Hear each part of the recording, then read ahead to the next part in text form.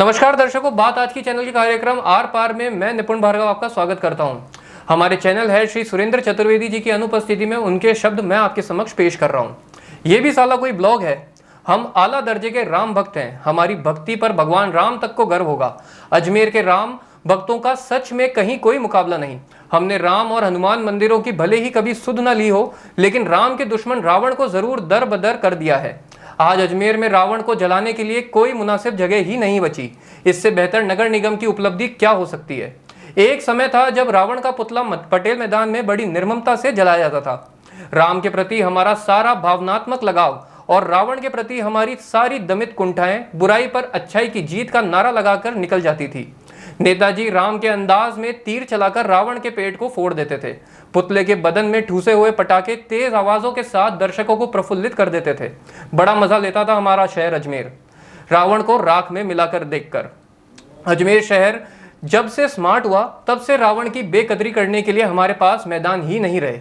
पटेल मैदान में अधिकारियों ने सीमेंट बोकर साफ कर दिया कि इतना शानदार मैदान रावण जैसे लोगों को फूंकने के काम में नहीं आएगा, न काम आएगा आधुनिक राम जैसे नेताओं की आम सभाओं के लिए। आम जनता रावण को धूमधाम से मरते देखना चाहती थी। रोज हरामी रावणों से मुकाबला कर हारने वाले शहरवासी साल में एक बार अपनी आंखों के सामने रावण को तड़पते हुए मरते देख लिया करते थे। साल भर का मलाल जाता रहता था। अब नगर निगम रावण के पुतले को फूंकने के लिए मैदान ढूंढ रहा है, कभी रेलवे के मैदान तो कभी स्कूल के कॉलेजों के। राम भक्त मेयर ब्रजलता जी समझ नहीं पा रही कि बाहर के रावण को कहां लेकर मारा जाए। अंदर के रावण को भले ही मारा जा सके या नहीं, मगर बाहर के रावण को मारने की औपचारिकता तो निभानी ही पड़ती है ना। मेरे एक नादान दोस्त ने मुझसे कहा कि इस बार रावण को इतनी आसानी से ना मारा जाए, उसे फूंकने से पहले कुछ दिन अजमेर की सड़कों पर नंगे पांव दौड़ाया जाए। जिन सड़कों पर मंत्रियों की आलीशान कारें घूमती हैं, उन पर रावण को दौड़ा दौड़ा कर जख्मी किया जाए। उसे मोटरसाइकिल पर बिना हेलमेट पहनाए दुपहिया वाहन चलाने को विवश किया जाए। मेरा नादान दोस्त क्या जानता था कि रावण अजमेर वासियों जितना कम अक्ल नहीं है। वह शास्त्रों का ज्ञाता है, अत्यंत विद्वान है। यदि उसे सड़क पर दौड़ने की सजा दी गई तो वह जहर खाने को तैयार हो जाएगा, मगर अजमेर की सड़कों पर दौड़कर नारकीय यातना नहीं भुगतेगा। मित्र को जब यह बात बताई तो वह बोला कि फिर रावण को अनासागर में तैरा तैरा कर मारा जाए। जब वह तैरने लगे तो जनता उसके पत्थर मारे, नेता लोग उस पर निशानेबाजी करें। मैंने उसको कहा, बुद्धिमान राजा रावण अजमेर के नगर निगम की मेयर जैसा नहीं है, अधिकारियों जितना अल्प बुद्धि वाला नहीं है। वह जानता है कि यदि उसने आना सागर पर पैर भी डुबाया तो पाथवे और 7 वंडर्स टूटकर पानी में तैरने लगेंगे। स्मार्ट सिटी के अधिकारियों की पोल खुल जाएगी। दरअसल जब स्मार्ट सिटी विकसित किया जा रहा था, बुद्धिमान रावण पर काया प्रवेश कर चुका था। जितने भी अधिकारी और महान नायक योजना को कार्य रूप दे रहे थे, रावण उनकी काया में बारी बारी से प्रवेश कर रहा था। यह उस समय की बात है जब मैं अपने ब्लॉग्स में पटेल मैदान के साथ हो रही छेड़छाड़ के विरुद्ध कलम चला रहा था।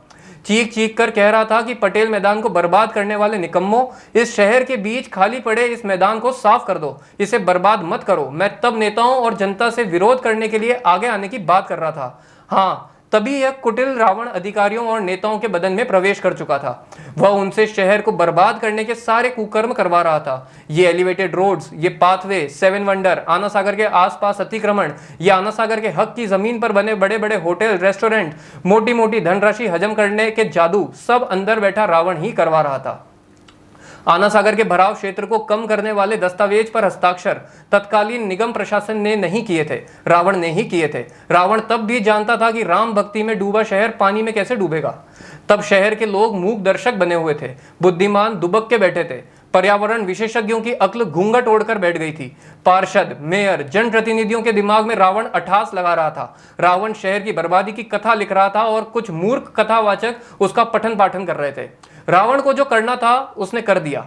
उसकी लंका को फूके जाने का बदला वह ले चुका है। शहर में 80-90 बंदर उछल कूद मचा रहे हैं। साधारण सभाएं आहूत की जा रही हैं। एजेंडों को एजेंट निगल रहे हैं। मित्रों, रावण को जलाने के लिए ब्रजलता जी शायद कहीं जगह ढूंढ लें। रावण को बेरहमी से फूंक भी दिया जाए, मगर वो रावण जो हमारे अंदर छुपकर शहर को बर्बाद कर रहा है, वह इतनी आसानी से फूंका नहीं जा सकेगा। उसके लिए किसी मर्यादा पुरुषोत्तम राम को पुनः अजमेर में पैदा होना पड़ेगा। फिलहाल हमारे अंदर का रावण 7 वंडर्स के पास 8वां वंडर बनकर खड़ा हुआ है। धन्यवाद, आज इतना ही।